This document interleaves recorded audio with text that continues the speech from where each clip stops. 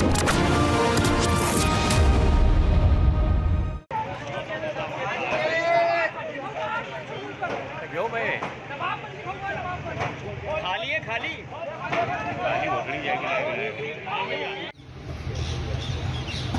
पीछे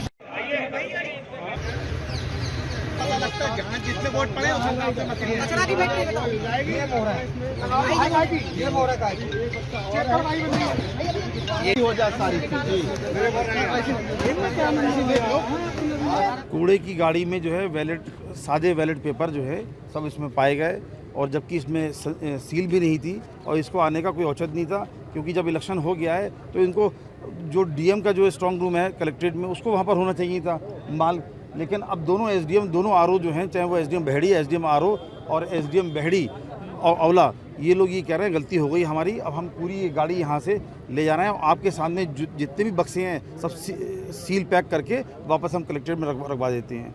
और तो मैंने कहा इसका फिर निचोड़ क्यों कि आपने ही करा, तो मैंने कहा कि मैंने चुनाव आयोग से बात भी कर ली है। अब आपने हमसे बात करी, बहुत लेट हो गए, चुनाव आयोग को मैंने बात भी कर ली है, उस पर आपके खिलाफ जो एक्शन भी होगा। और मैं भी चाहता हूँ कि जो यहाँ पर इसमें संदिग्ध हैं, जिसकी भूमिका संदिग्ध है, क्योंकि इसमें ट्रांसपेरेंसी कहीं नहीं है, पारदर्शिता कहीं नहीं है, तो मैंने भी चुनाव आयोग से ये कहा है कि इनके खिलाफ सख्त से सख्त कार्रवाई की जाए। जो एग्जिट पोल आ रहे हैं उसमें 300 के लगभग सीटें दिखाई जा रही हैं, क्या कहेंगे? यही एग्जिट पोल, जो ये एग्जिट पोल दिखा रहे हैं, ये हर विधानसभा में 9-10 हज़ार वोट बढ़ाना चाह रहे हैं, यही एग्जिट पोल है। और इसके अलावा कोई सारा भारतीय जनता पार्टी का एग्जिट पोल बिका हुआ है, गोदी मीडिया उनकी बिकी हुई है। और जो भी आपने देख रहे होंगे, इससे पहले एग्जिट पोल वेस्ट बंगाल का भी आया था, क्या हुआ? वेस्ट बंगाल में सरकार ममता जी की बनी, और इससे पहले भी जब अखिलेश जी यहाँ पर समाजवादी पार्टी के मुख्यमंत्री बन रहे थे तब भी उनके खिलाफ आया था, तब भी वो मुख्यमंत्री बने।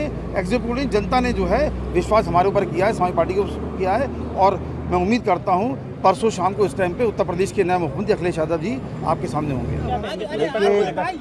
आज जो है वैसे तो हमें पहले दिन से ही प्रशासन पे और सरकार पे भरोसा नहीं है, और इसीलिए हमारे संगठन के लोगों ने, हमारे सारे कार्यकर्ताओं की विधानसभा वार ड्यूटी लगी और सब लोग यहाँ पर टेंट में बैठे। हम लोगों ने अपने कैमरे भी लगवा दिए हैं, प्रशासन के भी लगे हैं। मैंने परसों एडीएम साहब से कहा था कि जो गाड़ी अंदर बाहर हो रही हैं, या तो उनके लिए एक रजिस्टर रखा जाए, उनकी एंट्री हो, कौन सी गाड़ी है, काय के लिए आई है, और नहीं तो उनको पास जारी कर दिया जाए। 2-1 गाड़ियाँ बगैर पास की गाड़ी चल रही हैं, पता नहीं कौन सी गाड़ी अंदर चली जाए, कौन सी बाहर आ जाए। आज की घटनाक्रम में क्या कहेंगे? आज जो है हमारे कार्यकर्ताओं ने एक गाड़ी रोकी जो नगर पालिका बहेड़ी की कूड़े की गाड़ी है। उस कूड़े की गाड़ी में 3 बॉक्स रखे हुए थे, संदूक जिसे बोलते हैं, और उसमें जो सामग्री थी वो रोके जब, तो ये गाड़ी लेकर भागने लगे। उसके बाद रोकी, तब इन लोगों ने चेक किया तो उसमें 3 बॉक्स थे। फिर सारे नेता लोग भी यहीं आ गए, कार्यकर्ता आ गए, और फिर अंदर ले जाकर हम लोगों को वो बॉक्स खोल के दिखाए हैं। उसमें बैलेट पेपर हैं, लेकिन अनयूज्ड हैं। अनयूज्ड ही हैं, हाँ, ब्लैंक हैं। और उनकी जो सामग्री थी, जो लिस्टें बनती हैं, कौन से वोट पड़े, कौन से नहीं पड़े।